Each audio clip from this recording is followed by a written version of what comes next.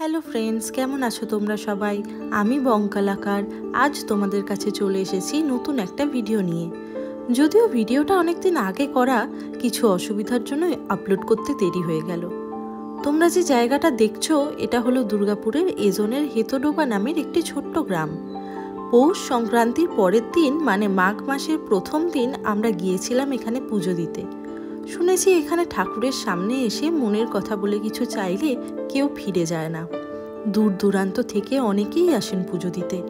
এখানে প্রতিষ্ঠিত কোনো দেবদেবীর মূর্তি নেই। গ্রামে ঢোকার সামনেই পুজো দেওয়ার সব সামগ্রী কিনতে পাওয়া যায়। এখানে একটু অন্যরকমভাবে পুজো হয়। এই যে ঘোড়াগুলো তোমরা দেখছো, এইগুলো দিয়েই পুজো দেওয়া হয়। সকাল সকাল এরকম মনোরম প্রকৃতি দেখতে কার না ভালো লাগে, তাই না? চারপাশটা পুরো সবুজ হয়ে আছে, দেখলেই চোখ জুড়িয়ে যায় আর মনটাও খুব ভালো হয়ে যায়। এই পুজোকে কেন্দ্র করেই বসে মেলা। বিভিন্ন রকম খাবার, ঘর সাজাবার জিনিস সব রকমই পাওয়া যায়। আমরা পুজো শেষে মেলা ঘুরে একটু সামান্য কিছু খেলাম, তারপরে আমাদের বাড়ি ফেরার পালা। ভিডিওটাও এখানেই শেষ করলাম। কেমন লাগলো কমেন্টে জানিও। ভালো লাগলে একটা লাইক, শেয়ার করে চ্যানেলটা সাবস্ক্রাইব করে দিও। আর তোমরাও পারলে এখানে একবার মেলাটা ঘুরে যেও। দেখা হচ্ছে পরের ভিডিওতে।